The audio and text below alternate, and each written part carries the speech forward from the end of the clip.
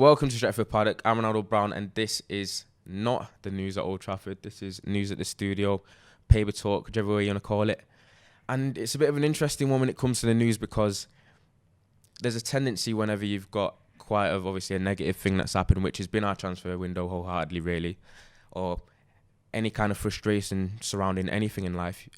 There's a tendency to look at things when the dust has settled, to be a bit more relaxed about the situation and not be as opinionated in the wrong way. But I feel like this is one of those instances when you look at this transfer window that United's had, even though there's been a couple of days removed from the transfer window, when the dust has settled, it's still, it doesn't look any more positive. If anything, it becomes a little bit even more frustrating because, as I've just mentioned, you get all the coulda, woulda, shoulda stories coming out, and it doesn't actually help anything. It's like, obviously, you've got the stories coming out with the board letting Solskjaer down in terms of pretty much all of our transfer targets. You've got still the possibility of more departures, but you can't really get anyone more in. There's still that suggestion that we could get Ismail Assar before the Championship transfer window closes, but even that's been kind of shut down. So we have to pretty much deal with what we've got, and it's in my eyes as a United fan, it's not obviously positive view and it's not positive listening either. But it's something that we're going to have to deal with because there's not much we can change at the moment. We've got the squad that we have, and we've got to kick on with it, and that's the unfortunate events that we've got to deal with, or the scenario. But there's still a bit of news when it comes to people that we are going to target, because even though the transfer window has ended, there's still about 2 months, is 8 weeks before the transfer window opens again, which feels like a long time, but it's not. So it's something to look ahead to, because it's something that United are definitely going to need to deal with. You look at our next run of games, it looks quite grim. And with the squad that we have, with it still being thin and the depth not really being improved that much, it could be quite a daunting prospect for us. But enough of the negativity and all that. I'm going to try and get into some news that maybe is a bit more positive. It's not going to be more positive, but something we can look forward to in terms of the transfer window and people that we could be able to get in to kind of help us out. So without further ado, I'll get into the first bit of news. And with the first bit of news, it's surrounding centre-back for Leipzig, Dayot Upamecano. With Sports Build via Sports Witness, with Dayot Upamecano saying that he will be available next year due to a €40 million release clause in his contract with United, City, Liverpool, all named as interested clubs. And when you look at that, you think €40 million for a player of his ilk, it looks like a complete bargain. It's similar to the way that Arsenal have managed to pull off what we can describe as a coup for Thomas Partey and activating his relatively cheap release clause. €40 million for Upamecano is a very, very, very good deal that we possibly could happen. But my first view when I'm looking at that kind of tweet is the fact that there's other clubs that are going to come into play in the future transfer windows. And that is what has been the most frustrating part about this transfer window in itself. And it's the fact that a lot of clubs have been kind of financially compromised to an extent, or they've not been able to, there's not been that many bidding wars. Teams have literally been a bit more, apart from us, they've been a bit more clever with their kind of transfer policy. They've known who they've wanted to go for, and they've pretty much went and got it. But when it comes to United, that has not been the case. And my kind of fear is next season, or next transfer window, or maybe even in Jan, any players that we've relatively targeted, other clubs are going to probably target them as well. And it could be a little bit more difficult, and we could end up having to actually pay a lot more money than we initially hoped for. And when we did actually speak to Christian Falk, who works for Sports Build, with Jay, and when we did ask him about Upamecano, he did say that United would have been able to pull off this deal if we did act early in the transfer window to kind of add to the frustration. He had a release clause that was even a little bit cheaper than that. He would have been well up for the move, the same way that Leipzig kind of sold Werner. They wouldn't have been against selling Upamecano either if someone came in with the right kind of offer.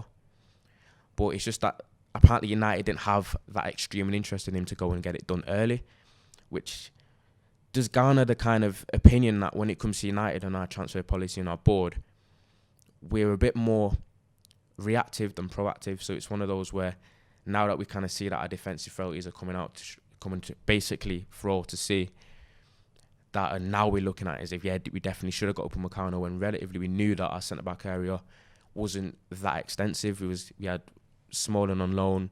We were trying to get rid of Rojo. Baye's got injury problems. Axel's got injury problems. Lindelof's inconsistent. The jury out seems on Maguire, and it just seems like now we've got to deal with what we have. And when we did look at the initial Upamecano interest, we did suggest that maybe he's a possible partner for Maguire because he's a bit more dynamic than him, he's a bit more quick and he's a bit more stronger. But now that you look at it, if the first few games are something to go by, Upamecano wouldn't have been someone to come in and possibly bring depth or bring a different element to our centre-back issues. It's likely that he'd come in and probably be our best centre-half, and that is that is possibly not... It's not a great way to look at it, but it's possibly true, because £80 million for Maguire is looking like an absolute heist at the moment. So it's definitely a transfer to keep an eye on, and he's obviously been exceptional whenever I've watched him play. I remember watching, I don't know who it was against, Atletico Madrid or Juve in the Champions League, and he was a man of the match. He was sensational in that game, and he looks like someone that would pretty much come to the Premier League and thrive. And what makes it even more interesting is obviously the fact that Red Bull Leipzig are in our Champions League group. So we're able to get... United will be able to get a very close viewing on someone that they've actually missed out on. And if he does kind of impress in the performances that we do, it's going to probably kind of rush our interest or kind of rush our urgency to relatively sign him when the transfer window does open. But Upamecano is someone that I definitely want to see in the United shirt sooner than possible. So hopefully we can get this done and kind of win out against City and Liverpool, are also interested in the player. But it does kind of worry that maybe that player will, if all three teams activate his release clause, which club do you think is going to choose out of the three? I think you know what the answer is to that. So we'll have to see how that kind of develops. But that's it for the Upamecano story, and on to the second bit of news. And with the second bit of news, it is surrounding goalkeeper Sergio Romero, which Chris Wheeler from the Daily Mirror has basically suggested that Sergio Romero is preparing to join the MLS after a move to Everton did not happen. Obviously, the MLS transfer window and the rest of the transfer windows are still open, so it's still likely that Romero can get his move. And as what looks to be a third choice keeper, if a team from the MLS does come in with a relatively good price tag, I don't see how United say no. And obviously Romero's been a great servant. He's probably been one of the better backup keepers in Europe over the past couple of years. I know that his wife has voiced frustrations about how well that he actually has played, and the fact that he's not been able to beat out De Gea, who's had mistakes after mistakes in the past couple of seasons, to be first choice keeper. But it's one of those where I've said in the past, when you've got David De Gea with his prestige and a lucrative deal that he's on over £300,000 a week or something close to that, you can't have a backup keeper on that kind of money. So it was always going to be a kind of tough task for Romero to beat him out for that goalkeeping role. And now that you've got Dean Henderson, who had a loan at Sheffield United and probably was one of the best keepers in the league last season, and he's coming back, and when he's played this season, obviously the short time that he's played this season, he's looked just as good as he did. So he's signed a new contract as well. So he's on another lucrative deal. You've got two keepers there. You've got a backup keeper that's on £100,000 to £200,000 a week. You've got a first choice keeper that's on £300,000 a week, full Spain international. Romero pretty much is going to be not getting any minutes this season if you're looking at it. And if anyone comes in for him with a relatively decent price tag, it would be very stupid for the board to say no. But the board has been very stupid in the past, so how much faith can you exactly put in him? And I know people kind of point to Romero's performances in a League Cup and in the relatively weak competition and suggest, he's been great. But sometimes you've got to look at are his statistics kind of inflated because they were against weak opposition? I know he's had Europa League games as well. But I think that's one of them where you've got to just get him off the books. I know he's probably on a decent amount of money himself, and you don't really need three keepers on big money. So any transfer that comes in for Sergio Romero in the coming times, even though he's been a great servant and I've loved him here, I think United need to kind of bite the bullet on that one and get him gone and have two keepers kind of battle it out. Two very good keepers kind of battle out for the role of first choice keeper, because you definitely don't need three. So that's kind of my take on it. So let us know what you think about Sergio Romero and his possible departure. Do you want to see him go? Do you still want to see him here? Do you think he can actually battle against the other two, or do you think it's time for him to go? Just let us know what you think in the comments. And without further ado, let's get into the third bit of news. And with the last bit of news, it's a relatively short one because it's not something that's relatively surprising, and it's the story that's come out that Solskjaer basically had a list of players that he wanted signing, and we missed out on every single one of his targets, and that can only come down to incompetency on the board, from the board. Really, it's not nice reading. Basically, Solskjaer wanted Jadon Sancho, Jack Grealish, Upamecano and Nathan Ake. That was his 4 prime targets going into the window, and we ended up signing none.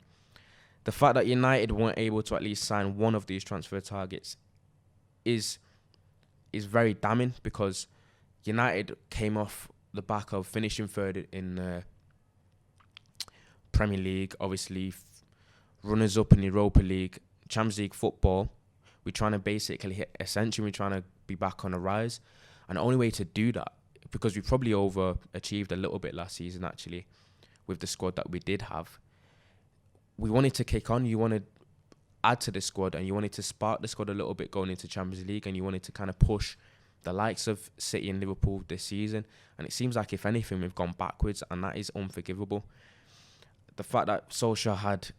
Is it another manager that's basically going to be let down? Because we've come out with stories with Mourinho, with Van Gaal, when they've basically left the club, and they've come out and said, whenever we've gone into the transfer window and we've given the board a list of players that we wanted, we've very, very rarely been able to go through with it. Even Maguire, we got Maguire apparently a year late. We got Bruno Fernandes a transfer window or 2 late. It seems like we never ever get deals done quickly and efficiently. Obviously, the Donny van der Beek one happened very obviously quickly, but that was basically down to the fact that we had Van der Sar's phone number, and that is the only reason why that happened. It seems like whenever we actually have transfer targets in mind, and there's a little bit of difficulty surrounding it, we're very, very, very, very bad at getting the deal done. And if I'm Ole Gunnar Solskjaer, obviously he's not going to come out and be very critical, but he's got to feel let down. And now that the fact that people are going to turn on Solskjaer and say, is he the right manager? Is he the right man for the job? You've got to then ask yourself, has he been backed fully? And the obvious answer to that is he hasn't. And I know Jack Grealish was someone that definitely wanted to come to United. You've got Jadon Sancho who definitely wanted to come to United. We lost out with Nathan Ake going to City, but they did buy him for quite a bit. I don't think Nathan Ake would have been that much of a game changer in a United shirt, but he's better than nothing if you look at the way that we've been defending this season. And obviously I've just spoke about the Upamecano one, so there's no more that needs to be said on that. But it seemed like we did give up on a Jack Grealish transfer quite early. I don't know whether that was because of how expensive he was going to be, which seems to be the case with the United premium whenever we do go in for players. And the Jadon Sancho one was basically Romano's come out and suggested that if United did end up doing a deal, even to the last 10 minutes, if we did go for 120 million euros and said, Dortmund, here you go, they would have done it. The fact of the matter is we just didn't want to give him the money. And all these reports coming out now that Jadon Sancho is still the main target for us. He's still someone that we're going to end up signing. What makes United think that they're going to be able to get him for any cheaper? Especially if next season or in January, other clubs come in and it becomes a bidding war then. So there's a part of me that feels like if we didn't get him this transfer window, we might not ever get him. And I know that's a bit of a negative or a pessimistic way to look at it, but that might be just reality.